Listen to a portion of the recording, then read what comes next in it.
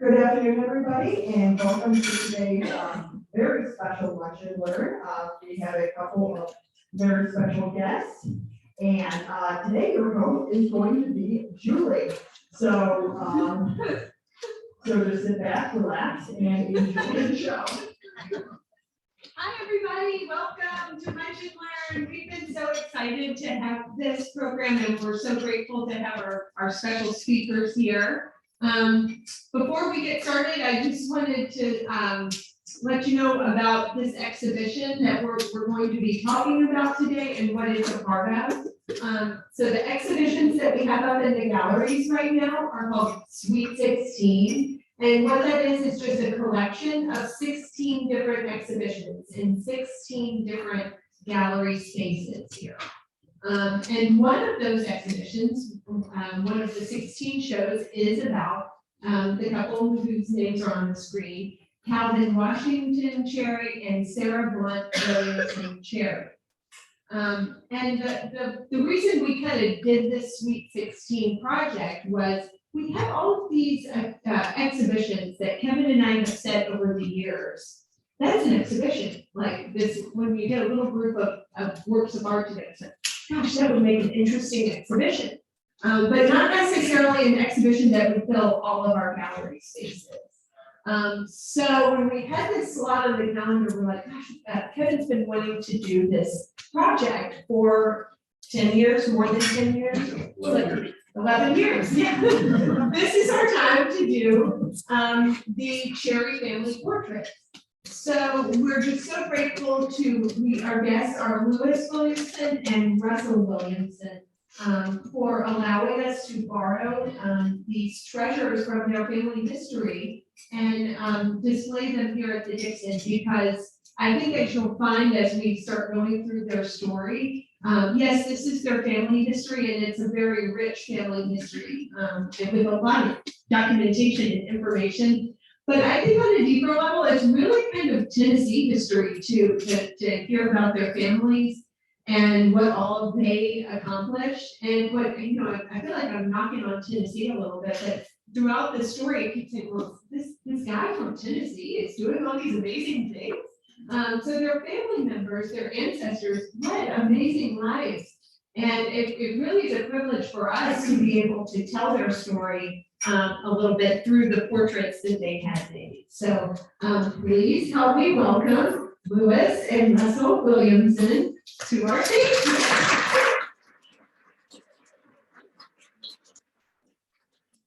So I'm going to get started. We're going to begin at the beginning, which is to start talking about these two, amazing figures in your family history, Calvin Washington Cherry and Sarah Blount Williamson Cherry. So we'll begin at the beginning of their little story, which is that Calvin Washington Cherry marries Sarah Blount Williamson on May 12, 1857, at their family's home near Somerville, Tennessee. So tell us about first of all, about their family home a little bit, and the background between Calvin Washington Cherry and Sarah Williamson. So their home, Inverness, was built by Louis B. Weeks. And that is right outside of Somerville. Unfortunately, it's not there anymore. They were married there, and she said, but the interesting thing about it is that was not the first Williamson that Calvin Washington Cherry had married. He had married Sarah's sister, Anna.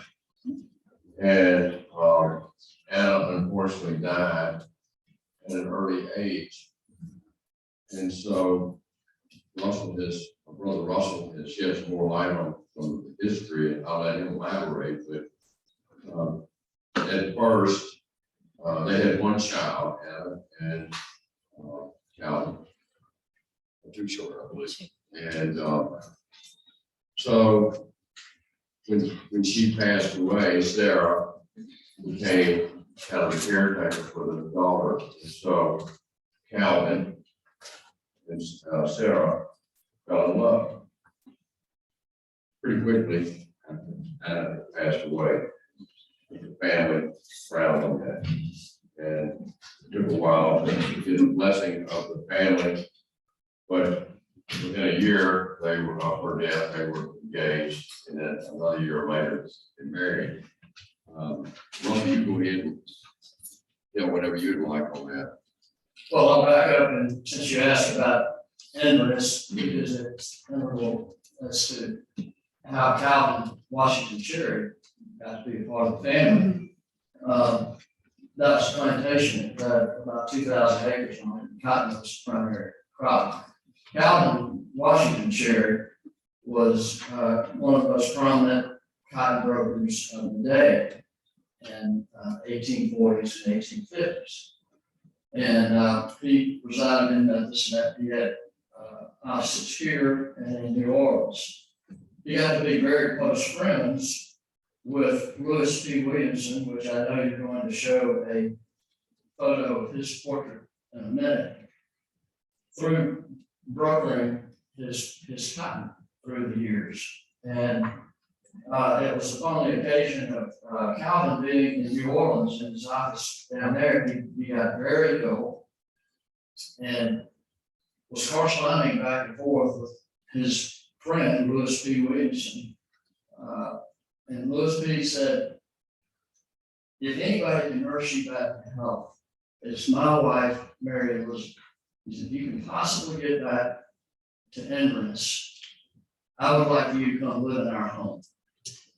So he did. Calvin made his way from New Orleans back to his home, Inverness.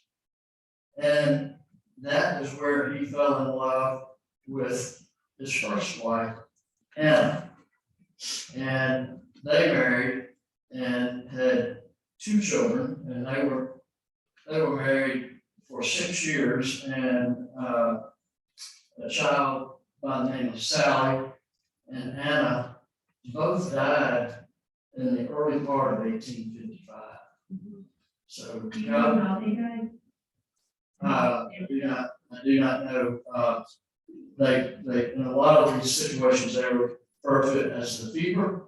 Some of them they refer to it as typhoid fever. But needless to say, so that left Calvin and his daughter Adele. And he's a busy man running the most prominent cotton business in the Mid-South, maybe the world in that day. And he's got to, be taking care of business in Memphis. And Sarah, who is the lady in the portrait on my left, becomes the caretaker for the child Adele. The surviving child. The surviving child. So at this point, Calvin has got the one surviving child and a deceased wife, and he immediately is in love with Sarah now.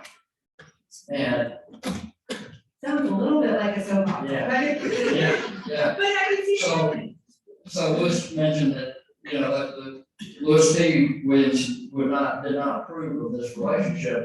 This was a devout Methodist family. Right. Both Anna, who had died, and Sarah at the age of 14 and 16, Lewis P. Williamson had taken them to Wilmington, Delaware, to go to a Methodist seminary up there. Yes, and I'm thinking this portrait of him in the background, this is Lewis P. In the background here is a Holy Bible and a book of Methodist hymns. So it's very devout. So it was for religious reasons that they didn't approve of Calvin immediately falling in love. It was frowned upon to turn right around and marry the sister of your deceased spouse. Right. But really not that unheard of. I mean, it kind of happens. In that day, I think Right. it did. Yeah. Yes. Die. A little bit So- earlier than they. So roll the clock forward, they get it, a year later, in May of 1856, Lewis P. and his wife Mary Elizabeth they sign off on the relationship and they announce the engagement, but there's another year that transpires in between. So they had a 2-year courtship. And then we have a wedding that happens. Right, and the wedding happens at Inverness. And then, you know, as a lot of people did, they go on their honeymoon, you know, today your honeymoon's like a week, maybe 2 weeks. They went on a 5-month honeymoon of grand tour of Europe. I wanted to back up just a minute to show you a little bit about Sarah's family, Sarah Williamson's family. So this. This would be Mary Elizabeth Littlejohn's family. So Sarah's mother's. Right, grandfather, Yes. got it. And just to show you the kind of the tradition of portraits in their family, which is really interesting. This is a miniature that's in the collection of the St. Louis Art Museum. That is a portrait of Sarah, so the woman in the portrait, her grandfather. That was made by an artist in France and then stayed in your family. Your family is just amazing custodians of these, you know, treasures of your own family until it was given to the St. Louis Art Museum because this branch of your family was in Missouri, right? It's in St. Louis. Yeah. And so this, in fact, would have been Sarah's grandfather. It would also have been our great grandfather. And I'm just putting all that together this morning, actually. But this generation, these people were very well educated. And I guess first of all, you ask, well, this was done in Paris in 1800. And you go, well, what was Joseph Littlejohn doing in Paris in 1800? Joseph Littlejohn he was a graduate of Princeton, he was a lawyer. He graduated from Princeton in 1796. He was the secretary of the American legation in Paris. I'm not sure if that's the same as an ambassador today, but some type of diplomat over there. And and why is that in St. Louis? We can get to that in a little while. That's an interesting story as well. It's in the Art Museum in St. Louis. Right, so I mean, just more really interesting members of your family and with this great artistic history that you have. I think it's wonderful. I think he looks like someone from a Jane Austen movie, right? And so he is the father-in-law, right, of Louis P. Father-in-law of Louis P. Williamson. Got it. Okay, so they get married and they set sail for Europe on the Her Majesty's steamship Arabia. And while in this wonderful way we know about all of this is that Sarah kept a very detailed travel journal during her honeymoon. Now, someone from your family here earlier said, well, it's not the kind of it's kind of a G-rated honeymoon diary. It's really just a travel journal about what they do, and where they go, who they see, and all of that while they're on their trip. So we know that their crossing took 11 days to get from Charleston, and there's a connection to Charleston in your family too. What is that? Maybe So that's the Memphis Charleston Rail, correct, Russell? Well, so Louis P. Williamson, who you've got a portrait of, he was a congressman for West Tennessee at the age of 21. And he was the author of the bill that created the Memphis-LaGrange Railroad, which later became the Memphis to Charleston Railroad. So one question I have to ask, so we know how they got from Charleston to Littlejohn right. on the steamship, right? But after their marriage, how did they get from Memphis to Charleston? Was it perhaps on the railroad that Louis P. Williamson authored the bill? Or I've got some additional research to do there. Yeah. It could have been. I have to imagine he set them up on a nice, the nicest car you could get going from Memphis to Charleston, Yeah. which was kind of a long journey, yeah. So their grand tour lasted 5 months, and while they were there, thanks to Sarah Williamson Cherry's travel diary, they spent 2 months in England, Ireland, and Scotland. They went to Paris for 10 days, Geneva for 3 to 4 days, and then they traveled throughout Italy, from Torino as far south as Naples and Pompeii. And then they spent almost 2 weeks in Rome before making their way back to England via Paris. Now, before we get to Italy, I want to talk a little bit about what they did in London, which I think is really interesting, because they didn't just sightsee, they had connections that they had, established already, or that Calvin Cherry would have already had, and they did fun kind of hobnob with the rich and famous a little bit while they were there. So they went to an opera in London with, who was it? Mr. Morgan. Mr. Morgan, the Morgan family. We have to speculate, but there's an entry in the journal that they woke up one morning and they didn't do much, but they were called on at their hotel by a Mr. Morgan of the George Peabody Company. And I started researching the George Peabody Company in 1857, and that was the George Peabody Company. They were the most successful bankers in the world. They were from New York, but the financial capital of the world in the 1850s was London. And so George Peabody picked his company up and moved to London. He was old and older gentleman at the time, and he needed a project. So he reached out to a man in New York by the name of Julius Spencer Morgan, and he made an agreement with him that if he would come and work with him for 10 years, he would give his business. And there were a lot of things going on at that point in time. The Bank of England had bailed for the financial crisis. And believe it or not, it was caused by a Russian war over Crimea in 1857, and it caused a global financial crisis, and that it was bailed out. I'm kind of getting the weeds here, but one has to speculate that was Julius Spencer Morgan that came and asked him to sit with him in his box at the Royal Opera that night. He worked for the George Peabody Company. And I wonder how Calvin Cherry would have had that connection. Was it just because Calvin was such a prominent merchant? I mean, you go even up the line and you're talking about people that were, dignitaries and already in the State Department in some capacity in France. If you go back up to Mary's grandfather, her father was, a prominent man. When he was a congressman, any number of ways, and I don't know how big the cotton industry was in the 1850s. That's where it came from. They called it the cotton industry because at that time, England, they were the largest spinners Right. In the world.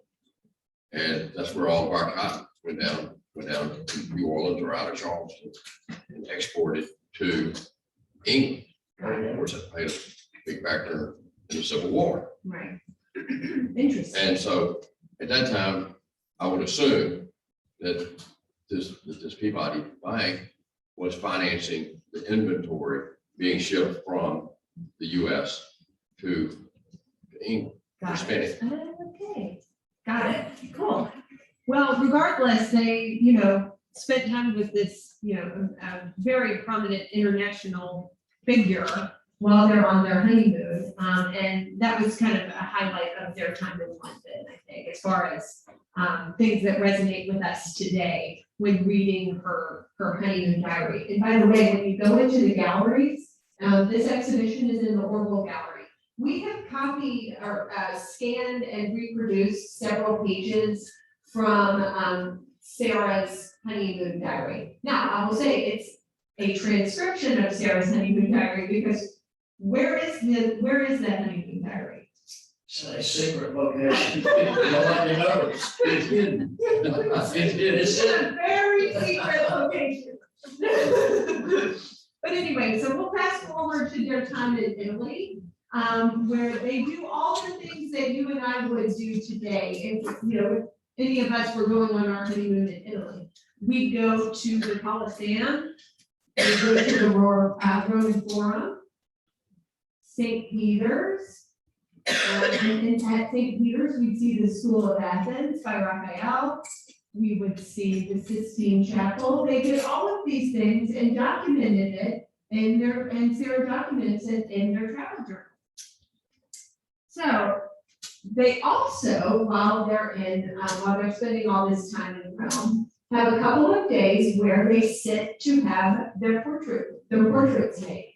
And just as a little bit of background, this was not an unusual thing, okay? This was kind of the equivalent of, in a certain way, of taking a selfie in front of the Colosseum. This was the way that you could tell everybody, hey, I went to Italy and I saw all of these things. Sort of like if you had professional photographs taken of yourself while you're on your honeymoon in a location like Rome.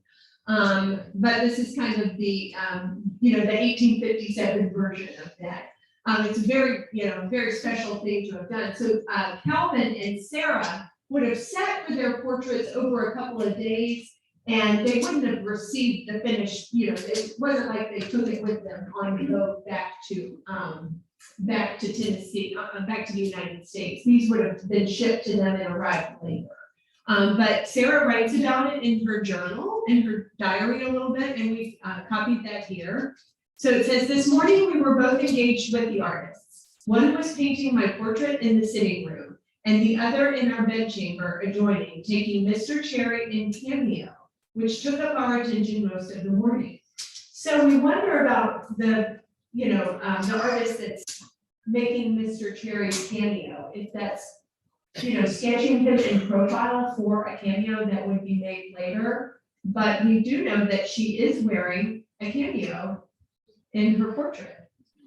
So that could have been what the artist was sketching, just the kind of profile view of Calvin and Cherry. And that would have been used later in the portrait of Sarah Williamson Cherry. So I think that's really interesting that they had that. Now, she gives so much detail about so many things in her journey, in her honeymoon. But what does she not tell us in her diary? Doesn't tell us who the paper was. I know. It's kind of, for our historians, we want to know who made this. And on the back of the painting, there's no artist signature or anything like that. And in her diary, she says she sits for the artist and just, talks a little bit about that experience, but never says who it was. And what do you think? Why do you think that is? I think she didn't think it was important to note that. She was more interested in noting some of the things they were doing, who they were visiting with, where they were staying. I just don't think she thought that was important to list that the painters. No. Right. One of the things that I read this morning is that these portraits were painted by a class of artists known as Lindners. And Lindners were quite important in the foundations of not only early North American art and portraits, but there as well. Lindner would actually move in with your family. In this case, it was just two of them. And they would basically stay with you until they had made a portrait of your entire family. And they were, by definition, most of them were untrained. They were not big name artists. And I think that these were painted by Lindners. There was no name recognition. And I think that's the reason that we don't know who the artists are. Interesting. Yeah, it's kind of like a little industry. Right. Having these portraits made, just like a studio photographer would be today, where you just go have your picture made, your family's photograph made. It doesn't necessarily say on the front of the photograph who the photographer is. So it's kind of the same thing. Yeah, it's this kind of class of artists that's very, industry seems like a good word to describe that kind of production of portraits. So anyway, And the fact that Sarah didn't name the artists individually is kind of consistent with some of her other writings in her diary, because she talks about going to, I think before they get to Rome, they stop in Geneva, and she talks about going to these jewelers, but she doesn't say who they are. And she talks about going to, when she's in Paris, going to shops and getting dresses, but she doesn't say the name of the couturier or whoever she goes to see. So it's more about what she gets from those experiences than who the provider is, I think. It's more about her personal experience than where she got, who made the portrait, who made the jewelry, who made the dress. So just a little bit about the jewelry, which I think is kind of fun and plays into the portrait. She says, "This morning we went around to the best jewelers and purchased a beautiful little Geneva watch and a magnificent diamond bracelet, a present from my husband." Good present. She continues, "I presented them with a handsome diamond pin and a large massive watch chain and seals." So they had just purchased those before they get to Rome. And they make those new gifts make their way into the portraits, which I think is wonderful, as you would. I mean, you would want to be shown in the new bling that you just got. So there's the cameo up there. That's, we think of Calvin. Correct. And then the diamond bracelet that she mentions in her diary. And then on the other side, we have handsome diamond pin that he wears, and then the watch chain and seals. So I think that's really special that we can see. I mean, they could only have them for a couple weeks or something when they sat for their portrait, which is cool. Okay. So Rome, Italy's kind of the final destination on the grand tour of Europe. So that's kind of the last stop on their tour. So they start to make their way back home. And if you read some of her entries in her diary that we have scanned in the galleries, you'll see she gets horribly seasick, going and coming back. So she, at one point, she says, "We just stay in our cabin for a couple of days because we're just scared of getting seasick." But I think the journey back from Civitavecchia to Marseille is really kind of treacherous. Do y'all remember what occurred on that part of the journey back home? She was ill. She got ill. She got very ill. Very ill. I think they both did. Yeah. Can you imagine on your honeymoon just being kind of seasick the whole time? And then a man dies on the boat on the way back home. And then, everybody's very superstitious and they're all very upset about this. What do we do? Do we take him back and bury him in his home, or do we bury him at sea? And ultimately, the sailors on the ship are too superstitious. It's too much bad luck to have a dead man on board. So they bury him at sea on the way back. So it's a very eventful honeymoon that they have. Maybe traumatic, yeah. It's kind of bad luck, I think, a little bit, if you're superstitious. So that's kind of the end of their honeymoon. So we get back to Tennessee, and Sarah and Calvin have their first and only child, and his name is Louis Williamson Cherry. right. So when did y'all guess the name Louis? Which is, this is when I really became interested in all of this. Because I knew that the Cherry name was in the family somewhere. Right. And so when this came about, realized that their child, they named for her father, Louis Williamson Cherry. And how, I guess we have this object that's up on the screen. It's a silver cup and it's in the galleries. And this was a gift. Can you explain how this? So that was a gift from Grandpa Williamson, who is Louis P. Williamson, and the portrait is on display of Louis P. The gift from him to his grandson, Louis Williamson Cherry. And then in 1927, our father was born, and he was named Louis Cherry Williamson. So the cup was given to our father. Then I was born in 1956, and the cup was given to me. And then our son, Louis Cherry Williamson III, was born in 1987, and the cup was given to him.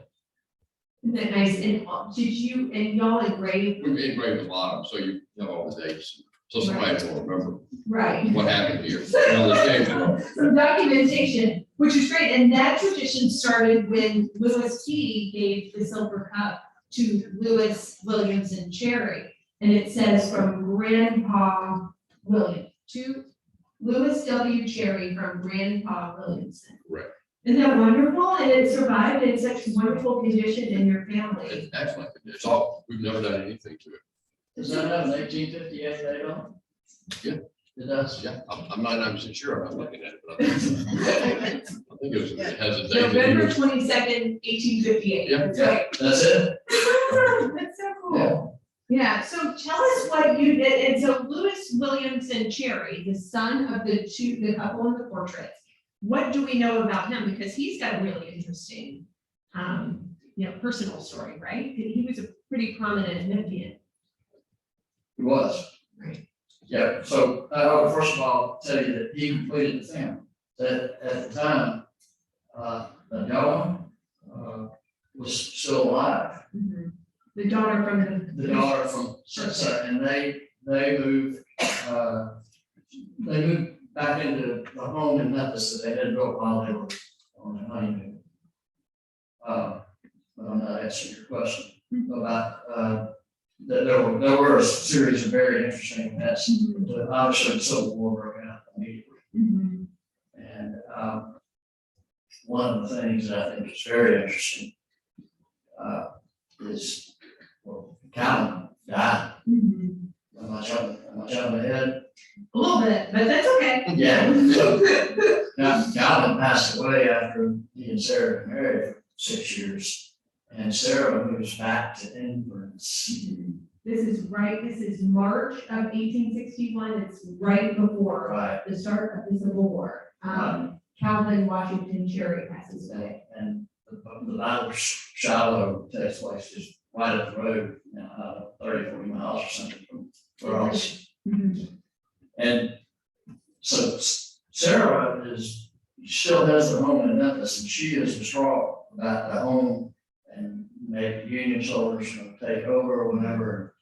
She somehow or other makes it back into town with little Louis, okay, in tow. Because he's just a few years old at this point. And the mother, Mary Elizabeth, somehow or another was able to command an audience for General Sherman. And she convinced him to weigh in wherever he could to protect that home and protect her daughter and her grandchild. And this is the home in Memphis. This is the home in Memphis. Okay, got And the Union soldiers did take that house, but Louis and Sarah, they let them live on the 3rd floor, according to this information I found just this morning. Let them live on the 3rd floor, and they did not steal the contents of the home or anything. But your question was, what about Louis Williamson? He was a very prominent business person himself. He started his career with Mr. Goodbar, an ice business in Memphis, and you have to wonder if Goodbar Street was named for Mr. Goodbar. Probably somebody here lives on Goodbar. And everybody quickly moves to Little Rock, and I could go down the list of the financial institutions in the early 1900s that he was the president and CEO of, but it's about 4 different early, banking entities in the Little Rock area.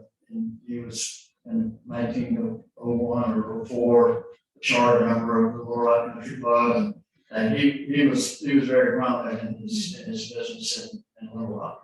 My question question, and I don't know that y'all knew the answer to, this would be one of those Ask Vance questions in this magazine, is I wonder if this is, we're here at Park Avenue and Cherry Road, and I wonder if, I've always thought Cherry Road, cherry trees.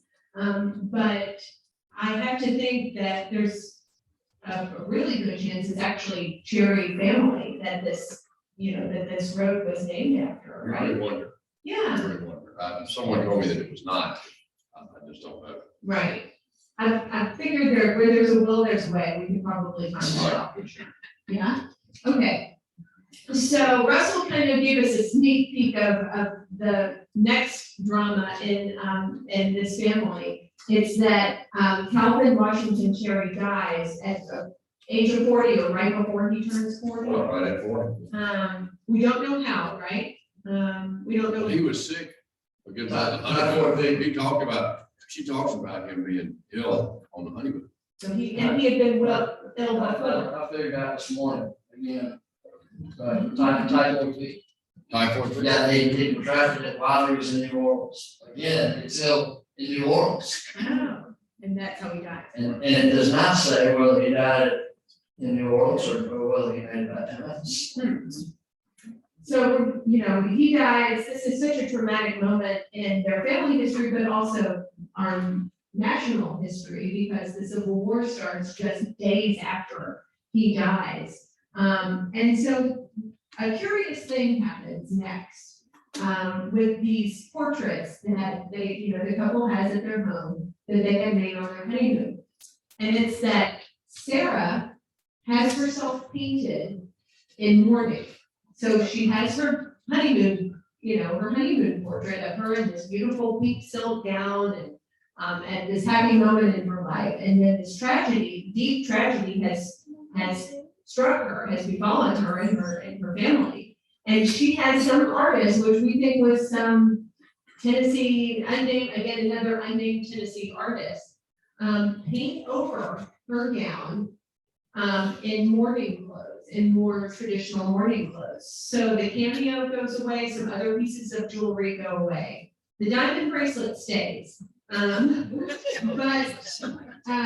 she has the cameo of Calvin painted out.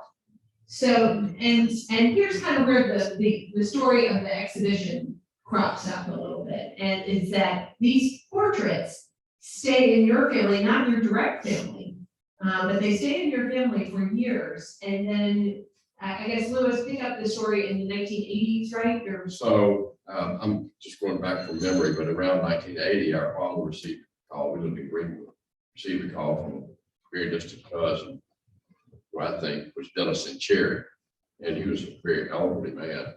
And he told our father that he had two family portraits that he thought our father would like. So our father drove to Hazelhurst and picked up the portraits and brought the portraits back to Greenwood.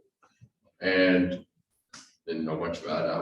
It was in 1980, I was pretty young, I wasn't real interested in it. But, other than he brought it in and it created a ruckus at the house. Our house didn't have nice ceilings, and so he brought me in and told my mother that he was gonna hang it. And she said, "No, you're not gonna hang it." The ceilings were like 8 foot ceilings. So mother would not let him hang it, and he always wanted to hang it. So the best of the day that my mother died, our mother died in 1985.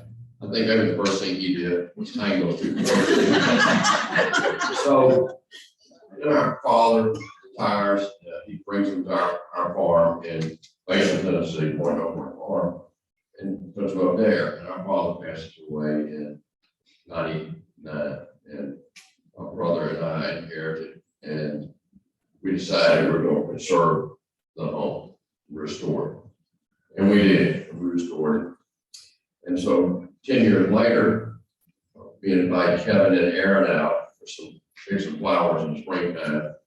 And when they came, we were showing Kevin and Aaron what we'd done to the house, how we restored it, et cetera. Of course, I'm very proud of it. Russell was very proud of it. And he said, "This is great, I'm very impressed." But he said, "This is a disgrace." I said, "What's a disgrace?" He says, "Disgrace, you have not restored these paintings." And so Kevin, that went on my short list. I'm really not sure who they are, to be honest with you. I know Cal Washington Cherry, but his wife, but I don't know much about history. And so when I said, give me some guidance, where should I go? And he turned us to Larry, who was interpreter for the Dixon. Larry, raise your hand. And he said, oh, we're here, Larry. Hey, Larry. So before we decided to vet, he said, you need to know something. I said, what's that? He said, somebody has painted over these portraits of our earthquakes. And I said, gosh, it looks like something was there, but I'm not sure exactly where the cameo was. And so we brought him in, I loaded him up, and my team brought him in, and went to Larry's house. Larry took him, and Larry, I don't know if you remember the night, but it was about 8:30 during the week. Larry called me, and he said, Mr. Williamson, he said, you need to come over. And I said, why in the world I need to come over? Larry's 8:30 on a Wednesday night. He said, you got to come see this. And so I go over there, and you're seeing, I'm not looking at this, but you're seeing what he had found under that. And we talked about it and decided to go ahead and remove the paint that she had put her in the mourning. So she had been in mourning for right at 150 years. And I always looked at it, I thought this Sarah was kind of on the chubby side. Until we took the mourning clothes off. And then we saw how tiny her waist is. And so when Kevin came and saw those, the finished product, he said, I'd like to do a small exhibit at Dixon. And I thought to myself, well, that's very kind of Kevin, he's just being nice saying that. So, but here we are, it's 11 years later.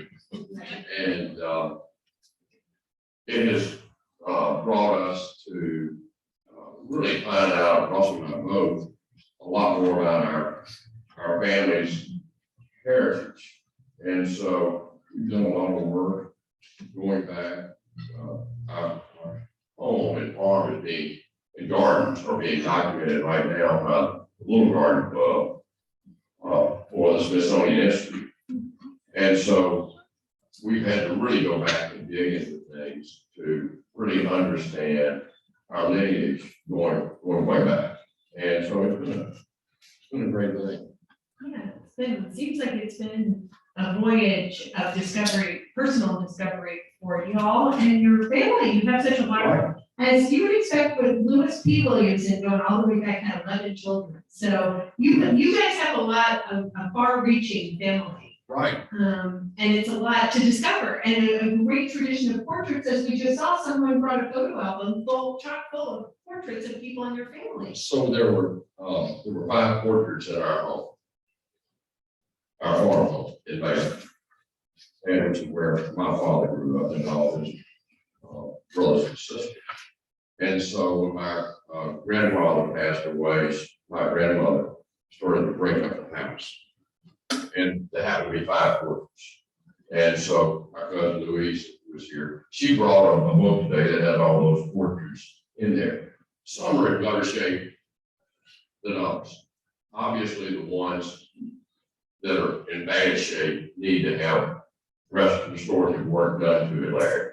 And, I'm happy to tell Larry that he has another one that he needs to do.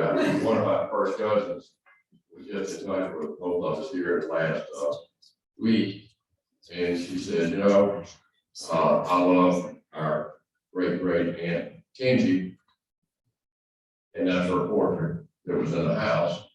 But we'd like for that portrait to go back to the home and to be, and like you to have it restored. And so that's a very old portrait. So we'll be having that done. So it's bringing another one of the portraits back to the home place. Well, I think it's a wonderful lesson that we can all take for some of these things that have been passed down in our families. Right. How much we can learn from those, and the importance of conservation to learning more about when paintings were made, how they were made, things that happened to those paintings along the way. It's just a very, very interesting story, and I'm so glad that y'all made the decision to bring her out of mourning, because this is these portraits are, and especially the one of Sarah, is a document of a very happy time in her life.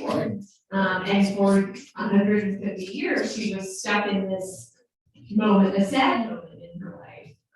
So I think it's a wonderful thing that you all have done, and these portraits are just illustrate such a rich family story. So I had a couple of questions for y'all here, because that's kind of the end of our exhibition story a little bit. But what I wanted to ask is, after Calvin dies, after she goes back into mourning, does Sarah get married again? Does she have any more children? No, it's Lewis Williamson Cherry is her child. That's her son. Okay. But she lived until 1912, I believe. Wow. Yes, so he died in 1861. And, but you mentioned her going into mourning, another part of that mourning was that not only did Calvin, her husband, die, but Donna died 6 months later. Now, that was not her child, it was her sister's child that basically didn't become their child. But they're all buried at Elmwood, and as is Lewis D. Williamson and his wife, Mary Elizabeth Littlejohn. So those 5 grave sites at Elmwood. So they had their families buried at Elmwood, not at wherever Inverness was. Well, our family cemetery is actually in Mesa, which is just the next generation down the road. So Sarah has a brother. His name was William Lewis Williamson. And William Lewis Williamson married into the Taylor family, and that's how our piece of property in Tipton County in Mason, Tennessee came into our family. We had, and the grave sites at our family cemetery begin with William Lewis Williamson as far as our direct descendants. There's some other graves in there. Louise, you might correct me if you think I'm wrong on that. Does that sound good? Yeah, so they begin with William Lewis Williamson, who was the son of who is Sarah's brother. Right. Yes, so Sarah's buried at Elmwood, and our family cemetery begins. Is that right, Bruce? I think that's correct, and I'd point out, Russell, that Sarah was one of 11 children, correct? Correct. And so Louis P. fathered 11 children. So I asked my granddaddy, he always used to tell us about the land grant, this big piece of property, so it's 5,000 acres. So I asked him one day, I said, Granny, how many acres do you have? He said, well, I have 180. I'll never forget what he said. I asked him, I said, so what happened to all the land? It's 5,000, why is it 180? And he said, son, he said, it's what you call long division. That's what it was. And We have 11 kids, that is long division, yeah. And so the other story, I mean, the first time I told Barbara about this 6-month honeymoon, Barbara looked at the jewelry, read about the jewelry, read about all these happy places. She said, well, what happened to all the money? And what did you say? I said, I think about to spend it on the honeymoon. That's so funny. Well, guys, thank you so much for sharing this story with us. I think I feel like I'm a part of your family because I've learned so much from this. Do any of y'all have questions for Russell or Lewis or any of us, or maybe even Larry? I don't know. Yeah.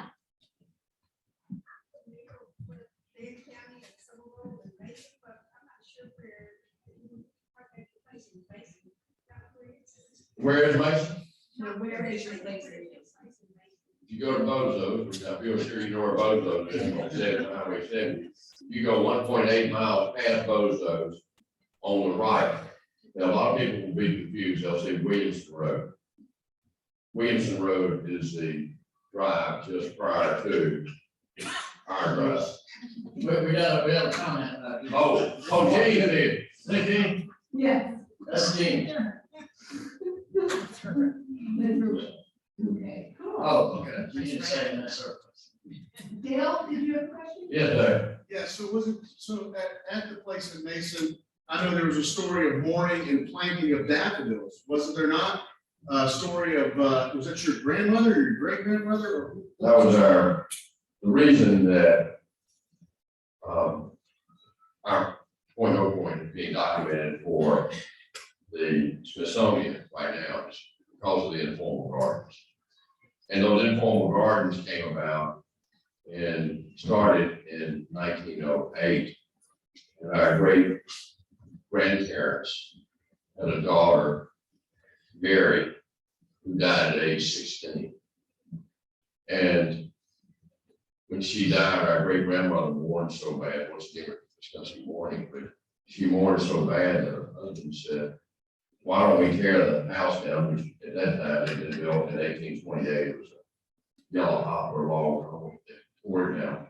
And on the exact same spot, they built the house that's there now. Try to help her get past the mourning process of losing a 16-year-old daughter. And in addition, he told her, he said, whenever you think about our daughter, go out into the grove and plant these daffodils. I call them giants, but daffodils. And so all I can say is, she must have really mourned, because I guess if you've seen them, I could 10 or 20,000 daffodils out there in the springtime. And so, and you pointed out, Dale, when you saw them, there are a lot of the very old varieties that aren't available anymore out there. So that's another reason that it's being documented. Yeah, most of those would qualify as historic daffodils for sure. Historic, yeah. So that's how that happened. And her portrait hangs in our dining room there. You've seen it above the fireplace and dining. Very. Why don't you tell them why it's called Point No Point? Yeah, the question is, why is there? Russell, you want to tell that or you want me to? Point No Point. I'll let you go. So in, I think I'm correct on the year 1859, our home is built facing railroad tracks. And our home is about, I'd say, maybe 200, 300 yards from the railroad track. And it's interesting because that's the front of the home. When you drive into our home off of Highway 70, you really come to the back. But when that house was built, 70 went there, Highway 70 went there, the old Memphis to Bristol. Russell and Nashville, I believe. well, no, I'm saying about the old highway, Oh, the old highway. to Bristol. Memphis Bristol Highway runs parallel to the rail. And so that was out wide, and that's where the entrance to the home was. So what was, I've got off on me. Point No Point. Why is it called? Oh, I didn't want, sorry. I'm thinking more about Bristol. So in 1859, there was a train wreck. And our, I guess at that time, our great grandmother goes, and it's right in front of the house. She goes down and gets all the people off the train plus the injured and takes care of it. And they spend the night at the house. And so the rail company is so thankful to her for helping nurse some of them back out that they said, anytime you would like to ride the train, you walk out, wave a white handkerchief, we'll stop and pick you up. So some of you might know, where the train stops on rail, it's called a point on the rail system. But since this is really not a point that stopped there, they call it point, no point. So, And the main step. the name has been there for a long time. And one thing that both of these homes share in common, both Inverness and Point No Point, is there are periods in the history of the home where they have taken in people that were wounded or sick. this Inverness Chronicles documents that, during the Civil War, that, Mary Elizabeth Littlejohn, her mother, Sarah's mother, took in wounded soldiers from both sides, both the Union and the Federal side. So got a period of time there where they tried to heal people, take them in, and the same thing with the train wreck at 101. And Mary was the kind of the reason, right? Because she was known to be a nurse. A good Well, nurse. she took- She was the reason. That's how Calvin. Calvin got hooked up with Correct, Anna first, right? Interesting. correct. That's great. It's a wonderful story. My other question was, Lewis mentioned that Inverness burned. It is not there anymore. Do we know when it burned or how or? Not yet. Not yet. Stay tuned. Yes. A house in Memphis. Oh, that's a good question. I was gonna ask that. Do you know where the house was? We don't know where that was yet either. Yeah. Interesting. I feel like that could probably be found out. If it was such a prominent home and factored into the civil, had Union Army staying here during the Civil War, I feel like that probably should be find outable with a little digging. The most meaningful thing about this to me, is that it has challenged me to go on a cram course. We're in the last 10 days. I mean, this morning I found this document right here, it's Inverness Chronicles, and it had all this information in there about, how they got sick in New Orleans and Mrs. Williamson talking and they're coming up there. I'm just figuring all that out 2 hours ago. Right. So all of these questions, that it's really inspired me to learn a lot more about this history, because there's a lot more to the story. Cool. And I think you're not alone. There's so many of us that have these kind of, maybe not as detailed as what your family has, but we all have our own little family stories that are in somebody's lockbox or in, tucked away in somebody's attic. And it really is kind of inspiring to dig into your own family stories and see what you can learn about your family's history and a little bit about yourself and your connections with your family members, just like y'all have so many of your own family members here today. So thank you. Thank you so much for taking time to tell us, to learn so much. I mean, this is kind of, when we decided to do this exhibition, it required a little bit of work, or maybe a lot of bit of work on your part, to help us get to the point where we're able to tell this narrative, to tell this story. So thank y'all for taking the time to do that, because it's been really awesome for us to learn.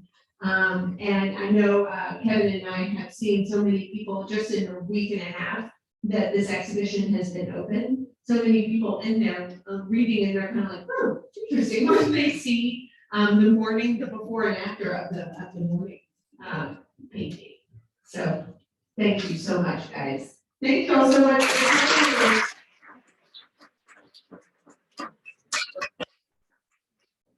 And the show will be up through July 10th. So plenty of opportunities to come and see it and see all the other exhibitions that are up right now as well. Thanks, guys.